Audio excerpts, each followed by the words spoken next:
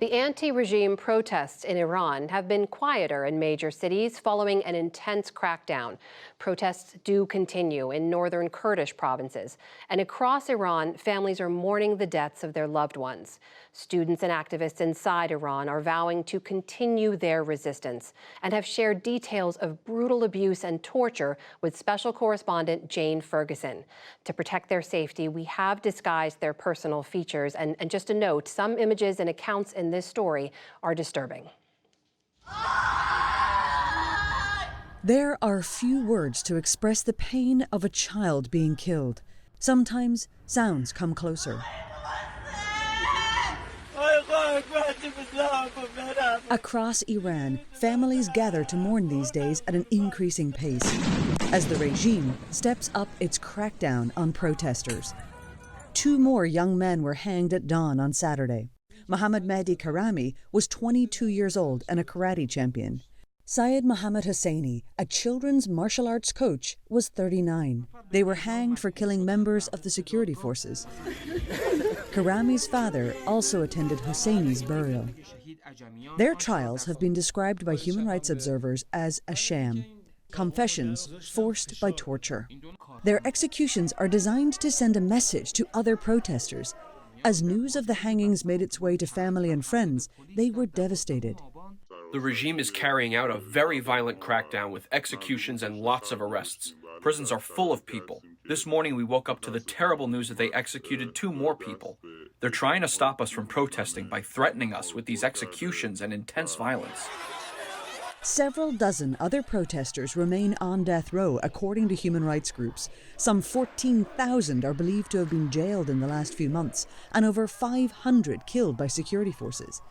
Despite the recent uptick in killings, and perhaps because of it, does it increase people's fear? Iranian-American activists like Masih Alinejad believe the regime is seriously spooked this time. This is the tactic of the Islamic Republic: create fear within the society that can survive, help Islamic Republic to survive. When I see that people are fearless, when I see that immediately when teenagers getting killed, their parents leading the protest and saying that, I'm not scared of you. For 40 years, we had the fear inside us. Now this is the Islamic Republic, scared of its own teenagers, scared of its own people. So that means this is the tipping point. The repression, however, is to some extent working. The rising risks of going to protests have caused their numbers to fall. My friends and I were out protesting at night, and we were arrested. We were tortured, sexually abused, and beaten.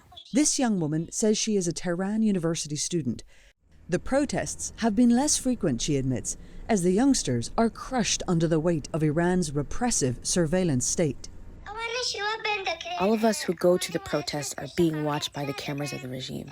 They put cameras in all the street corners and neighborhoods.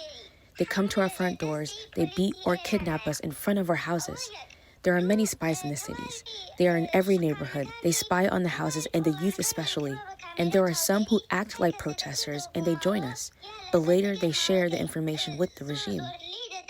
The Iranian regime's spies are even in the classrooms of the students, attempting to reach into the minds of the country's young free thinkers. They used to send some agents to the classes, and suddenly they would start some arguments whether Khomeini was good or bad. And if a student would talk about him, they would make him a lot of trouble. So they have eyes and spies and agents everywhere. Even when demonstrators are injured by security forces, seeking treatment can be dangerous. When protesters went to the hospitals, the regime arrested them. One 16-year-old boy died because he was hiding in his home with serious, untreated injuries when the security forces came to arrest him and take him away. This young man says he is a medic who was living in his Kurdish homelands in the northeast of Iran when the protests erupted there. He got together with colleagues and began treating wounded protesters in secret. Kurdish areas, long resistant to Tehran's rule and pushing for autonomy, have seen some of the most enduring protests, and with them, violent responses. I tried my best to help them. My friends and I did it together. If we asked for medication or bandages at the main medical centers, we would be arrested, so we had a team delivering them from other, calmer cities. They were confiscating medicines at checkpoints, so we used mountain and village paths. Some people were injured with handguns, shotguns, and AK-47s. Some were shot by sniper bullets. One guy was shot in the chest in Snow City by a sniper. I couldn't save him. He died instantly. He says eventually one of the patients he treated was detained and gave up his name. When I was arrested, they had prepared a written statement.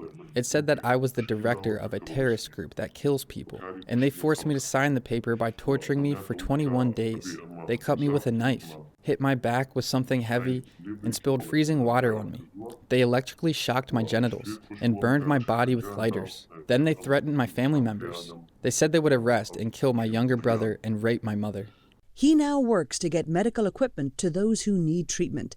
As the brutality increases, people like Alinejad are pushing for more of a response from Western governments to isolate Iran diplomatically. We need is concrete actions. First, I mean, it's not too much to ask that when the regime is killing people, torturing people, 50 people are in the death row, then this is the time. This is the time that the leaders of democratic countries must get united and recall their ambassadors. Social media has played a huge role in organizing protesters and helping spread word of the demonstrations. In turn, the government has blocked internet access, censored activists from various sites, and prevented news and information about what is really going on from spreading. Members of the regime themselves, however, enjoy full access. You cannot allow Ibrahim Raisi, Khamenei, the leaders of Islamic Republic, to have Instagram account, Twitter account, Facebook account, verified account, while they are banning 80 million people to use the same social media. I don't get that. The Iranian regime's executions appear highly calculated, a cruelty doled out slowly as a warning to the resistance. It's an exercise in fear, and either side could still win. You know, as a young person who lived his entire life here, honestly, I would say we have nothing to lose anymore. We've had enough. For the PBS NewsHour, I'm Jane Ferguson.